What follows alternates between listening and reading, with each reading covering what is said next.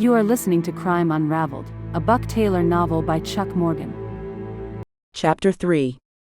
The helicopter landed in Vogelar Park, and Colorado Governor Richard J. Kennedy climbed out and shook hands with Glenwood Springs Mayor Lori Powell and Police Chief Gabe Molina. The mayor, dressed in jeans and a leather jacket, looked older than her 41 years. Her red hair was pulled back in a braid, and she looked like she hadn't slept in several days. Chief Molina was 44 years old, thin, with wavy black hair and a mustache. He wore his police uniform.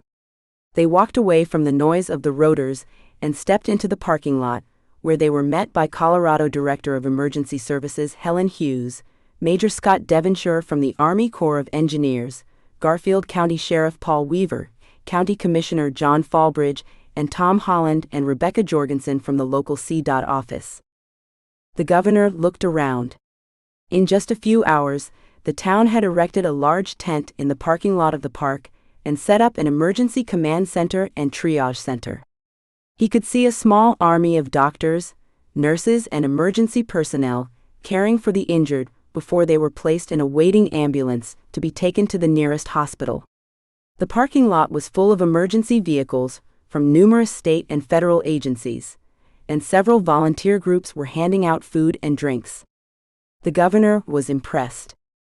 Helen Hughes had served as the state director of emergency services since Governor Kennedy had first been elected and had stayed on following the second election. She was 57 years old and was short with short gray hair.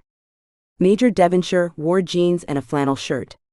He was tall and fit, and his dark skin worked well with his short silver hair. "Okay, folks.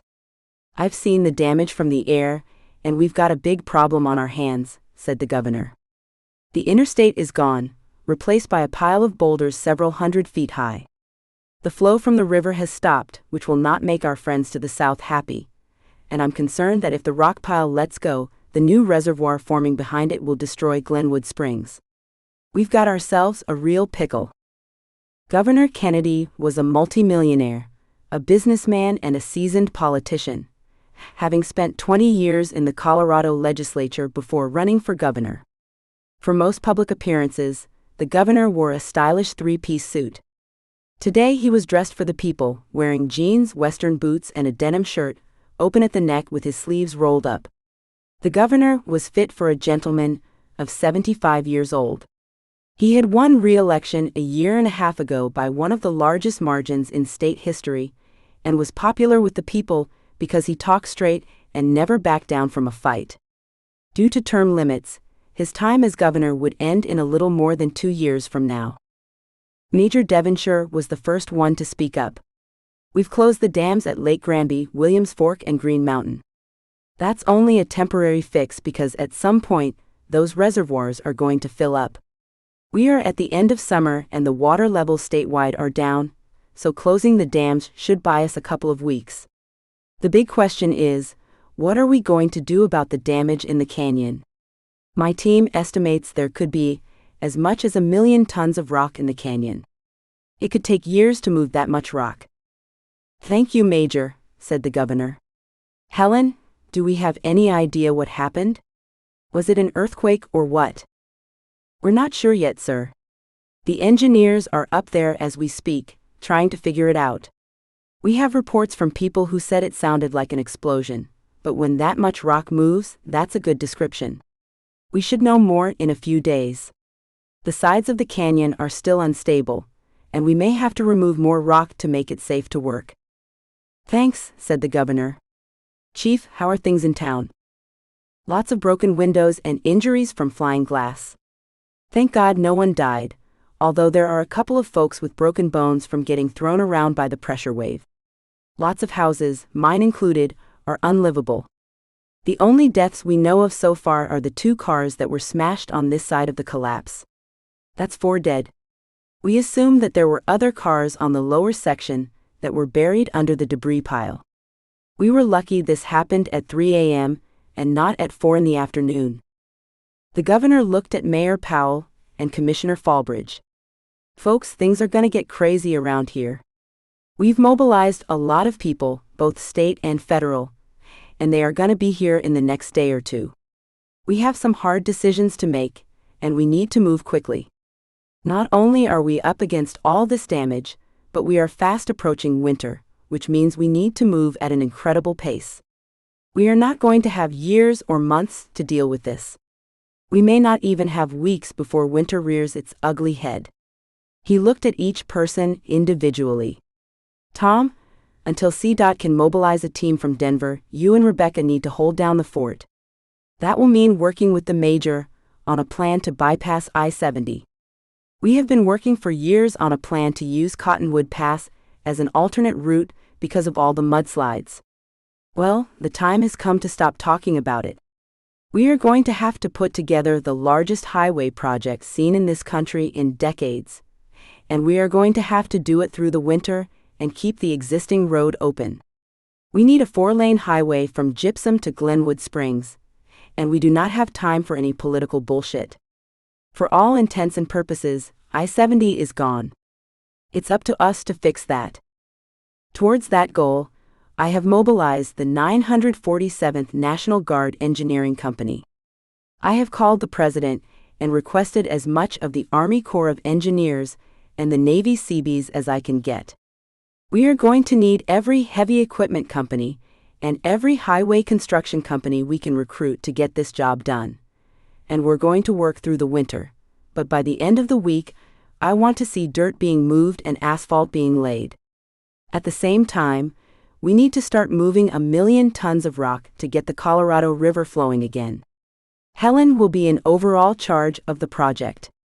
She will coordinate with all your teams, but she reports directly to me, and if there is any problem with getting this work done, then you will have to deal with me. You all have my number. If you need anything or feel you are not getting the help you need, you reach out to me and I'll make it happen. One piece of good news. I received a call this morning from Ramon Velasquez. Most of you know who he is. He has offered us his fleet of trucks and his rock-crushing facilities at no cost to the state. I don't need to tell you, it will save us a huge amount of money. Helen will need to coordinate with him and his company to get things rolling, and we need to clear the canyon ASAP.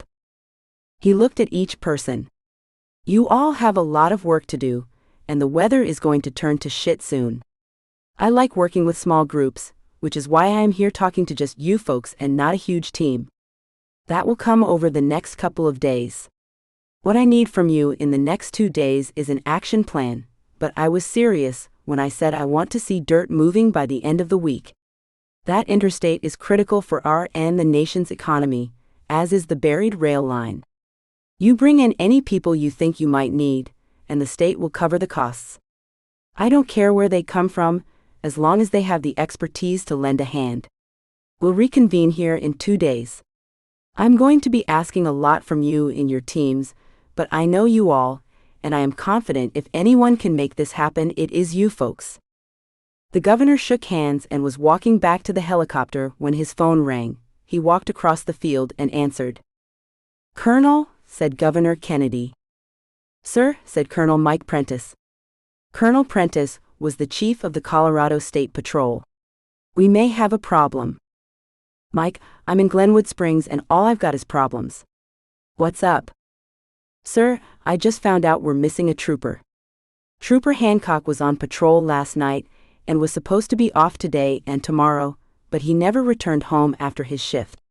His patrol area was Glenwood Canyon. Here's the problem, sir. We checked the video from his patrol unit dashcam, which feeds to the cloud, and well, sir, there was a white flash at about the time the canyon collapsed.